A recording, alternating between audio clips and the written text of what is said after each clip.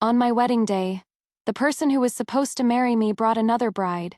He said, "We can get married, but I have to take Cha-Cha as a concubine at the same time." The entire hall was in an uproar. I lifted my bridal veil. "What did you say?" He actually repeated it in front of countless guests. "In that case, naturally I had to grant him his wish," I said. "Fine. But since someone else is getting married, then I won't be." Yuan Yan probably didn't expect me to agree so readily. He was stunned on the spot. For a moment it seemed as if his soul had been ripped out. The belly full of excuses he had prepared was completely stuck in his throat by this light and fluffy reply. "Cha-Cha is pregnant. This king must be responsible for her, and for what I owe you, this king will compensate you." Clap, clap, clap! I threw aside the bridal veil in my hands and couldn't help but applaud. "Give a slap then. A sweet date." "Prince Yan, you are so good at this." I couldn't help but mock. I knew what he was thinking at this moment just from his expression. It was shock, wasn't it? Shock that I, who had always been so cowardly, would dare to defy him in front of so many people. "I've said that I will compensate you. Changning, don't be relentless when you are in the right." I smiled at him innocently. "Oh, so you know you are in the wrong?" Exasperated, Yuan Yan pointed at me. "You!" He held the petite her tightly in his arms, protecting her. Anyone who didn't know any better would have thought I was the villain breaking up the loving couple. "If you don't agree, then we can't get married today." I spread my hands. "Of course I agree. Why wouldn't I? I already said it." I pointed at the person in his arms. "This marriage today is between you and her, not you and me." I was going to take off the phoenix crown, throw it away and leave. But then I thought, this thing seems pretty valuable, so I stopped. I just called a maid to bring a cup of wine, raised it in their direction for a toast, then turned my wrist over, tilted the cup downwards, and poured it in a half circle. He was furious, and I was happy. Yuan Yan has no idea that I am no longer the original Princess Changning. 3 days ago, Changning caught Prince Yan and Cha-Cha fucking. Just as she was heartbroken, it was also nighttime, and she lost her footing and fell into the water. When I climbed back out, I had become Changning. I left, leaving behind a hall full of guests. It is a mess of Yuan Yan's own making, so let him suffer the consequences himself. I am a dead person from the modern world. To have a chance to live again is a gift from the heavens. Since it is like this, I want to live a little more freely. The prince's mansion was indeed a bit big. I avoided the servants and deliberately walked down the narrow paths. When passing by the rockery, a voice came from behind me. "Not getting married anymore." I turned around and saw an exceptionally handsome man. The wind blew up his tied-up long hair. He was smiling with his eyes curved, but his rather teasing tone made my heart skip a beat for no reason. He lightly raised his handsome brows. I realized I'd lost my composure and hurriedly searched my mind for his identity. After all, from his familiar tone, we shouldn't be strangers. "Don't you remember who I am?" I went along with his words and gave a tentative nod. He chuckled. "That is fine too. Today, I am nobody. Just someone here to crash a wedding." Funnily enough, on my wedding night, I was whisked away to a rooftop by a stranger to watch the stars. He was flamboyant in his red robes, which, as it turned out, looked quite a match for me, who hadn't Yangi, my name. He poured a cup of wine and handed it to me. "How interesting. So, this marriage snatching you mentioned is just inviting a girl for a drink at night?" He looked at me with a beaming smile. "I made you miss your nuptial cup, so I have to make it up with a drink." I took the wine cup and clinked it against his. "That is where you are wrong." I found the phoenix coronet on my head too heavy. "You've really changed." Yangui had a look of understanding. I was stunned for a moment, and just as I was about to cover for myself, I heard someone completely blow my cover. "She is completely obedient to Yuan Yan. How could she possibly resist?" "What are you talking about? I don't understand." "Who gets their cover blown the moment they arrive? Even if it was just for face, I still had to pretend a little." He smiled and toasted me with a cup of wine, saying, I am saying welcome. Geez, how could I fail to hide it? Since he has already exposed me, I might as well just lay my cards on the table, and swiftly sat down cross-legged. Just now, because I was maintaining the image of a well-bred lady, I was holding the pose so hard my back went numb. How did you know? I picked up the wine cup, toying with it while sparing a thought to ask. This cup, it is warm jade, right? It should be pretty valuable. I'll swipe it too later on. Yangui had no idea what I was thinking, and answered honestly, a fortune teller told me. Oh, what fortune teller is so accurate? I was a bit surprised. Smelling the aroma of the wine in my cup, I was so tempted I drank it all in one gulp. We chatted back and forth, and before I knew it, my head started to get heavy. I was probably really drunk, grabbing his collar and starting to spout nonsense. In the wine? There is. There is what? Seeing that bright smile, I let out a there is poison. After speaking, I just flopped over, and as I was about to lose consciousness, I subconsciously grabbed the phoenix crown placed beside me. This can't be lost. It is all money. A light chuckle came from above my head. I couldn't clearly hear what Yangui was saying, only vaguely sensed that my head seemed to have been patted. Then that voice came closer, as if it was ringing right in my ear. He scolded me, silly fool, daring to get greedy with strong liquor. When I woke up, the first thing I saw was an unfamiliar bed canopy. After I pushed aside the gauze curtains, I heard a maid's, "Princess, you are awake. Where is this?" I asked her, replying to the princess, "This is Changle Palace." Me, oh, why does that sound a bit familiar? 2 seconds later, I shot up straight and searched my memory for what felt wrong. Changle Palace. Isn't that where the Empress lives? The thought had just formed when Yangui himself arrived. His Majesty arrives. After the announcement, everyone in the hall knelt. I stared woodenly at the person who stopped in front of me, my heart filled with mixed feelings. Who would have thought that the young man in red from last night would, with a quick change, become the sovereign ruler?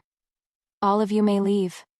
Yes, Your Majesty. Seeing my unnatural reaction, Yangui took a step forward and sat down on the edge of the bed. He smiled at me. Between you and me, there is no need to be so formal. I know your hometown doesn't have so many rules, so you don't need to learn these things either. I couldn't believe it. Do you know what you are saying? After I took this position, I've done plenty of things that don't follow the rules. Of course I know what I am saying. Huh? Yangui didn't even use the royal pronoun. I couldn't understand. This is an era where every word spoken could put you in shackles. Yet someone with imperial power in hand could actually be this open-minded. You'll understand in the future. After saying that, he changed the subject. Are you sober now? Are you feeling unwell anywhere else? I shook my head. No, thank you. For Your Majesty's concern. Yangui smiled again. Those two words I often hear. How come they sound so awkward coming from your mouth? If it is really that difficult, you can call me by my name. I'd like to, but considering he is the ruler of a country being called by his name to his face, I am afraid it would randomly scare a few old ministers to death. After some discussion, I decided to only call him Your Majesty in front of others. A sharp, high-pitched voice interrupted our conversation. Your Majesty. Yangui saw his personal palace attendant, Fu An, and after a glance at me, gestured for him to speak directly. Replying to Your Majesty, the ministers are requesting an audience. They are currently kneeling outside the imperial study. If they want to kneel, then let them kneel. Yangui had already changed out of last night's red robes, and upon hearing this, he straightened the magnificent black robes that symbolized the supreme imperial power. His tone was leisurely, as if he didn't care about the minister's veiled threat, but I clearly saw that when he lowered his lashes, he quickly concealed the frost-like coldness in his eyes. I couldn't help but get interested. Oh, so you've got two faces, eh? Kid, after hearing Yangui's explanation, I realized that the ministers were kneeling outside the study because of me. Apparently, last night he carried the drunk me all the way, and amidst the kneeling and shouting of the palace staff, came straight to this Changal palace. Once this incident came to light, the ministers barely slept a wink all night, and all wore long faces at the morning court session, attempting to lecture His Majesty. Of course, this was all retold by Yan Gui. There probably isn't anyone audacious enough to actually lecture the ruler of a country. You tell me, aren't they annoying, prying into even my private affairs? I nodded. Indeed. Yan Gui got my answer, and his mood clearly changed from cloudy to sunny. He took my hand and said while walking out of the palace, "Come on, I am taking you to suffer some grievances." Me, what kind of grievance requires two people to bear it together? It was only when I saw the assembled ministers that I realized, wow, this grievance really did require two people to bear it. One person alone would probably laugh out of anger on the spot. When the ministers saw His Majesty, they started speaking one after another. Things like, "Think thrice, Your Majesty. It is contrary to the rites, Your Majesty. This act violates the ancestral teachings, Your Majesty." Yan Gui's ears were about to grow calluses from hearing the same things over and over. He flicked his sleeve, sat down straight at his desk, and opened his royal mouth. "Come, all of you, come before us, and let us hear your pleas properly." I stood by his side, silently taking over Fu En's job, helping to grind the ink while listening to His Majesty rebutting people. "Reporting to Your Majesty, since the position of Empress has been vacant for many years, why the rush at this moment? Moreover," that official glanced at me, lowered his head, and said, "For the princess to be abandoned on her wedding day is truly..." He didn't dare to continue, but I understood he was saying I was bad luck. Yan Gui said with a smile that didn't reach his eyes, "Then according to Minister Li, who should be the one to preside over the central palace?" This, of course, he didn't dare to say, because Their Majesty is very rebellious. If he were to really mention someone, then that person would truly be cut off from the position of Empress forever. Someone else wanted to speak up for Minister Li, but as soon as they stood up, they were shut down by a single phrase from Yan Gui. "Enough. We have been a bit too gentle these years."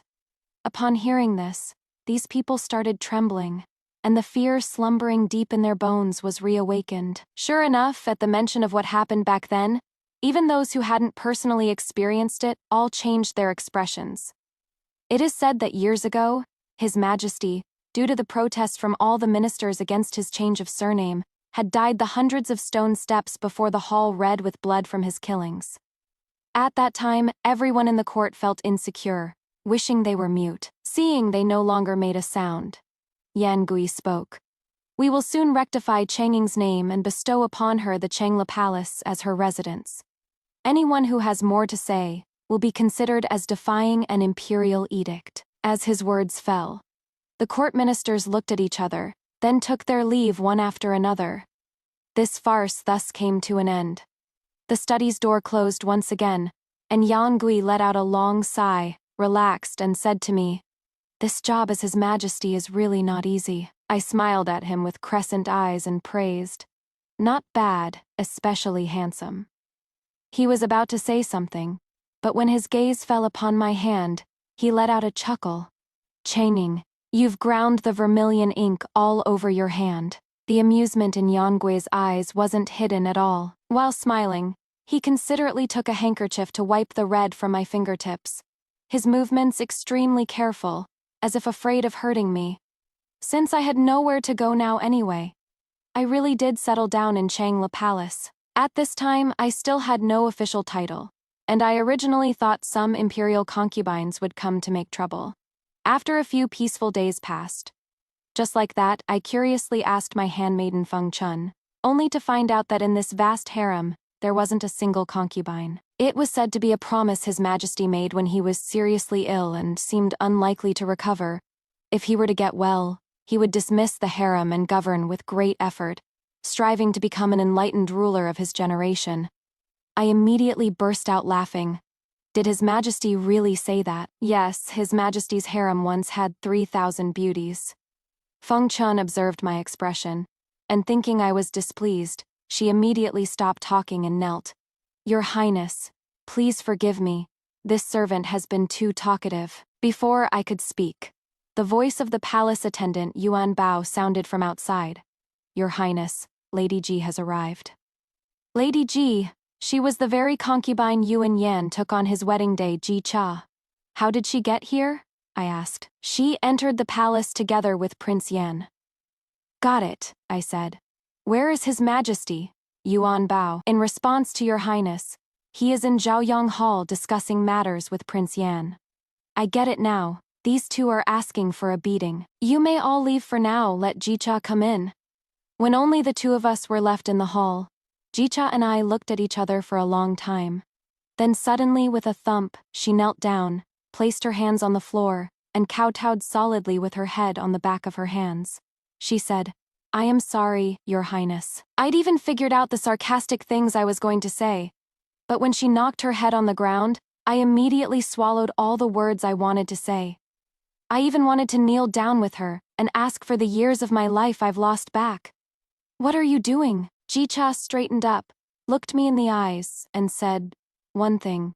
Princess, I had my reasons for snatching Prince Yan away. She stood with her back straight, neither humble nor arrogant, a stark contrast to the delicate and weak figure hiding in Yuan Yan's embrace, on the wedding day.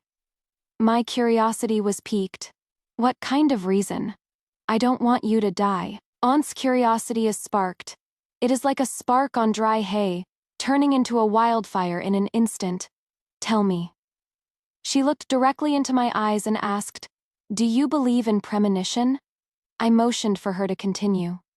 I come from outside the borders, and was once a wandering witch. When I was on the verge of death after encountering bandits, you were the one who saved me.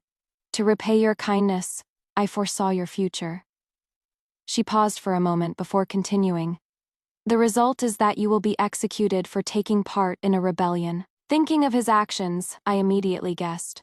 The one who starts the rebellion is Yuan Yan? Jicha nodded. Exactly. That rebellion barely made a ripple.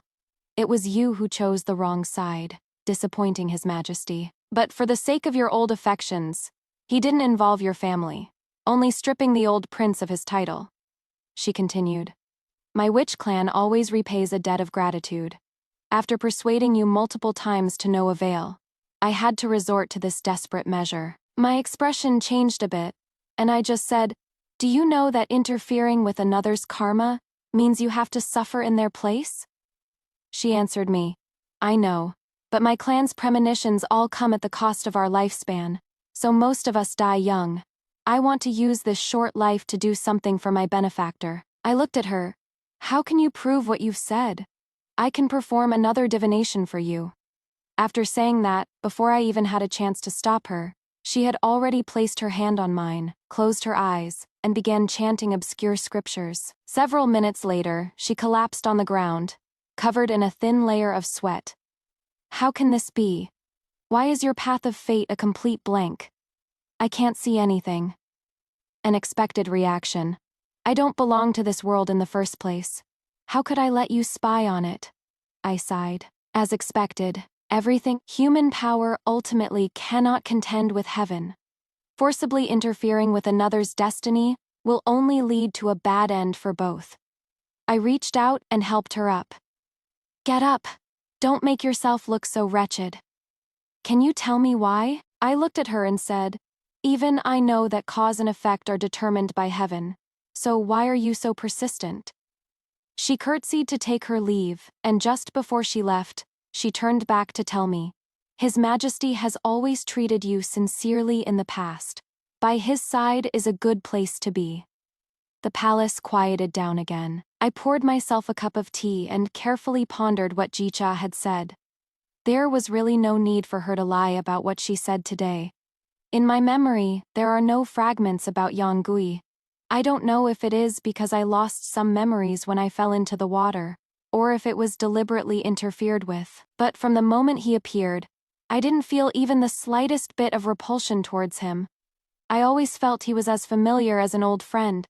Things I can't figure out, I might as well just not think about them. I went to Zhouyang Hall, and upon entering, I discovered that besides His Majesty and Yuan Yan, there was also a person with an extraordinary air, Let's just call him a banished immortal for now. I curtsied to His Majesty.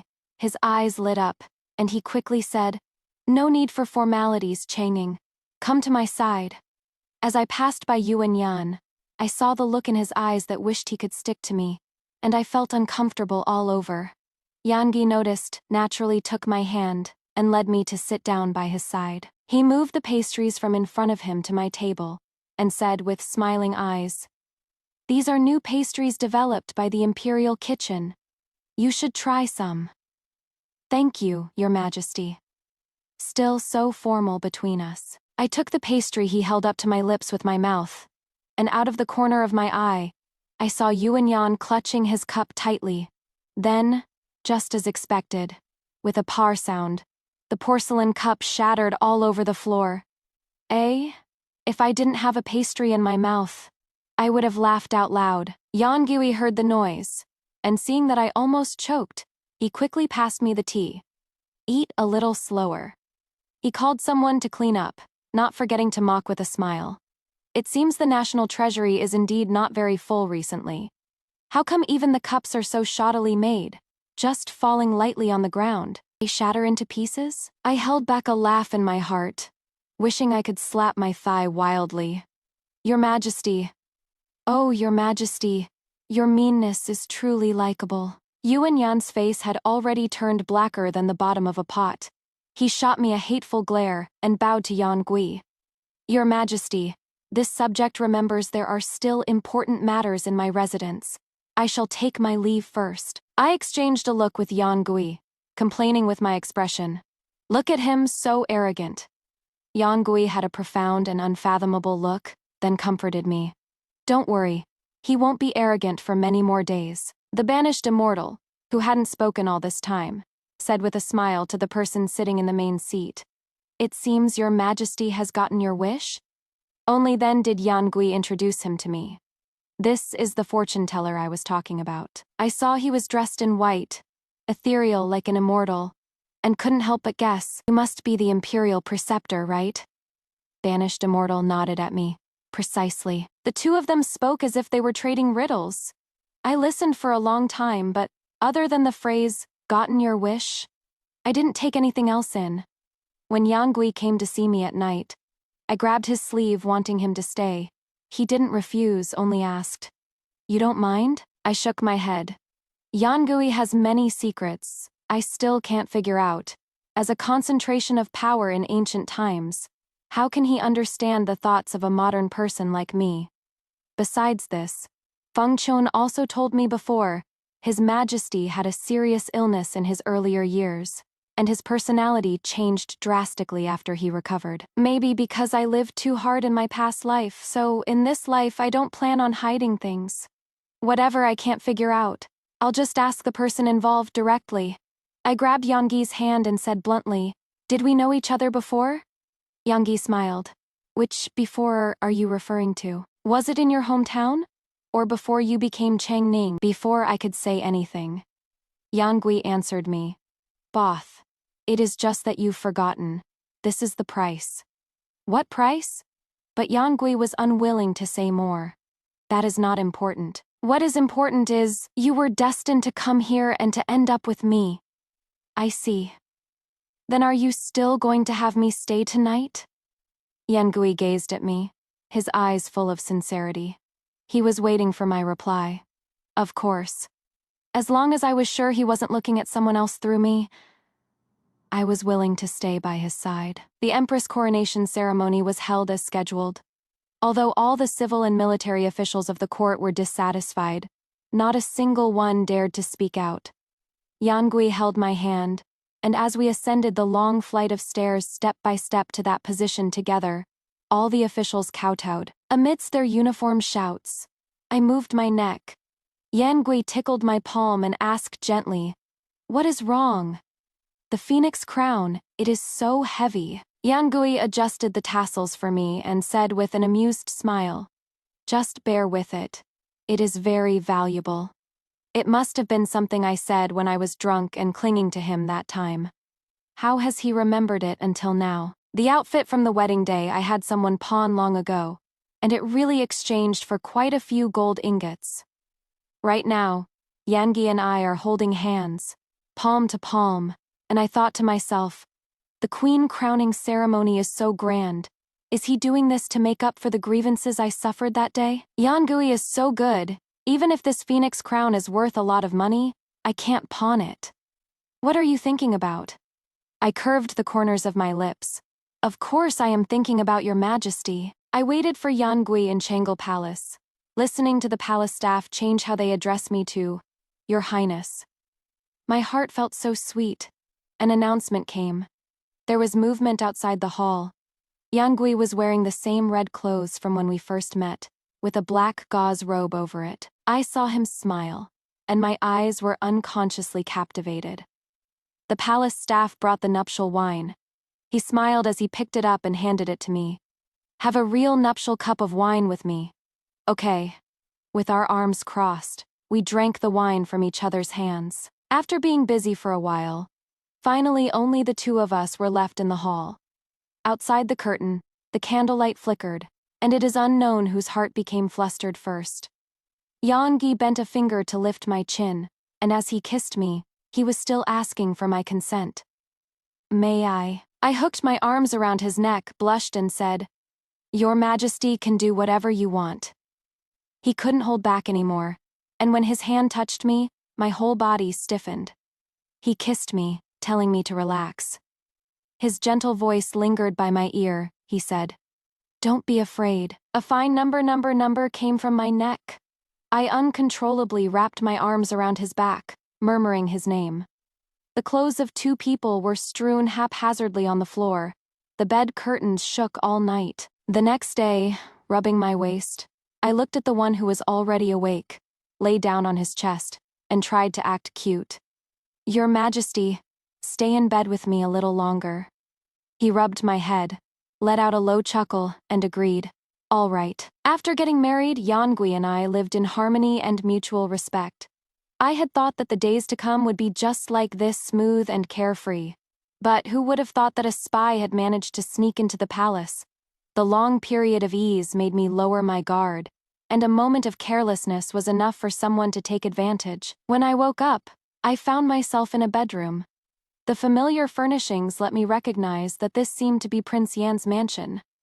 I tried to move my fingers, but still couldn't muster any strength. Memory gradually came back. I remembered that the handmaiden who attended to me this morning had an unfamiliar face. I asked one more question, and my mouth and nose were covered, and I was drugged unconscious, waking up to find myself here.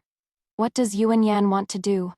You are awake. The culprit appeared in the room. As he got closer to me, I backed away toward the inner side of the bed. His face was grim, and he couldn't suppress the anger in his voice. Child Cha-Cha and I were having is gone on the day she went to see you. It has nothing to do with me.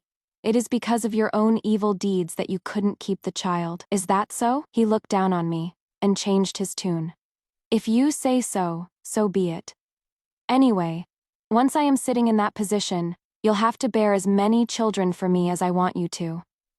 He really is planning to rebel. In your dream, I laughed at him. With you being impotent and all, you still delude yourself into thinking you can get someone pregnant. What did you say? Yuan Yan's eyes were bloodshot, and he grabbed my neck like a madman. The harder he squeezed, the more I had to laugh. If he was crazy, I was crazier. To have me back down to this kind of person, not a chance in this lifetime. He probably really wanted to strangle me to death. Just as I was getting dizzy, the door was suddenly opened. Seeing that the person who came was Ji-Cha, Yuan Yan was caught completely off guard and squeezed even harder. I saw the person behind him, dagger unsheathed, hand up and blade down, stabbing directly into the back of his heart before pulling it out. Yuan Yan let go due to the pain, turning around with a face full of shock and suspicion, looking at her. Even you are betraying me. The metal weapon fell to the floor with a clang. I clutched my chest, coughing so hard it felt like my soul was about to leave my body. Ji-Cha ignored him, anxiously ran over to help me up, and only after confirming I was all right did she say to him coldly, "That which does not belong to you will only bring disaster if you take it by force." I am merely acting in accordance with the will of heaven. Due to excessive blood loss, Yuan Yan was unsteady on his feet. He let out a chilling laugh, then began to scream at the top of his lungs like a madman. Men, where is everyone? Of course he couldn't call anyone. Yangui's voice came from far away. Stop wasting your energy. When he entered the room and saw my sorry state, his expression changed drastically. After kicking away the person lying on the ground blocking the way, he came over in a few steps and took me from Jicha's arms, both concerned and apologetic. Sorry, it was my negligence. Are you okay? Are you hurt anywhere? I shook my head and pointed to my neck, indicating that there should be a red mark around it. Yangui held me with one arm, kissed me to comfort me, then his face immediately darkened. Throw Yuan Yan into the death row for me. Yuan Yan on the ground was convulsing. He couldn't say anything. Before he fainted, his eyes were fixed in my direction. When the Imperial Guards came in to drag the person away, Yangui added, "Don't let him die." After being frightened, I was ordered to rest in the palace. Yangui was afraid I would be bored, so he even moved his memorials to the bedchamber to review them. The reason it was so easy for someone to succeed before was because I wasn't used to it and asked for the palace staff to be removed. But since the incident, Yangui not only dispatched the Imperial Guards, but also arranged many shadow guards around me. I didn't know whether to laugh or cry. I laughed at him. "Your Majesty, this is the behavior of a henpecked husband. You are going to be laughed at." Who knew Yangui would say, "Being laughed at is still better than losing you again." Huh? At that time, I didn't quite understand what he was saying, until I went to the prison to visit Yuan Yan once. In the dark and damp dungeon, he had long lost the imposing air he had as a prince. His hair was filthy and messy, and even his prison uniform was covered in bloodstains. I stood outside, and a jailer I thanked him, and had someone send a good meal in to Yuan Yan. He seemed to have suffered inhuman torture. When he saw me, his eyes were vacant. After a long while, he picked up the bowl and tremblingly took a sip of water. "It is you." Then he began to laugh with abandon. And after he finished laughing, he cried, "So what the imperial preceptor said was all true?" "What?" His eyes were bloodshot. "You carry the dragon vein on your back, and he who gets you gets the world." I scoffed. "What are you talking about? How come I never knew I was such a hot commodity?" Chaining. "Do you know, he and I both come from a distant world. I want the world. He wants you. Because of that prophecy, I tried to keep you by my side, but it didn't really have any effect. Until Chacha appeared, everything I planned seemed to start going smoothly. So I kicked you away and kept her by my side. I just didn't expect it. I can't accept it, Changing. I lost to Yangui. Why should someone with nothing but romance on their mind be the ruler of all under heaven?" I watched his crazed monologue and sighed, saying, "You don't have the hearts of the people. If you don't even love the people closest to you, how could you love the people of all under heaven, the common lord of all, under heaven? It is a burden you cannot shoulder." Yangui has been the emperor for so many years, and although he has been arbitrary at times, in fact, during his reign, while he may not have achieved any monumental feats, he did at least reduce taxes, implement clear policies, and employ capable people. This court was governed in an orderly manner, and the common people could live and work in peace. Forget it. The man is about to die. Let him be. I had someone send in a final pot of poisoned wine, then turned and left this cold, gloomy place. When I reached the prison gate, Jicha, who had been waiting there for a long time, curtsied to me. Her deathly pale little face now seemed to have regained a bit of color. I had some questions I wanted her to answer, but when the words reached my lips, I said instead, "Never mind." She understood what I meant and explained, "I aborted the child myself." The matter of making him mistakenly believe I was his destined noble lady was also something I arranged in advance. I asked her, "What are you after?" Jicha curved her pretty doe eyes and said to me, "Whether a person or a shamaness, we don't necessarily have to be after something. We always have our own beliefs." She finally performed a half-kneeling ceremony to me, in her way as a shamaness. I plan to go traveling, Changning. Whether you are her or not, please live a good life. See you again if fate allows. See you again if fate allows. After that day, I would always dream of the same person from time to time. In the dream there was a young man, pushing a girl in a wheelchair who could barely move anything but her fingers for a walk.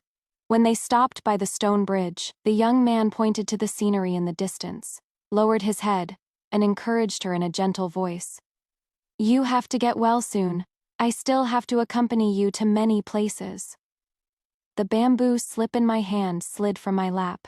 Even though Yangui had quick eyes and fast hands, I was still woken up by the sound. The moment I opened my eyelids, I saw His Majesty's enlarged, handsome face, and my mood inexplicably became great.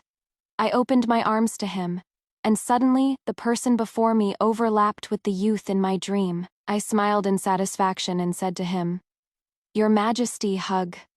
He bent down to pick me up and walked towards the bedchamber, a smile in his eyes. All right, hug.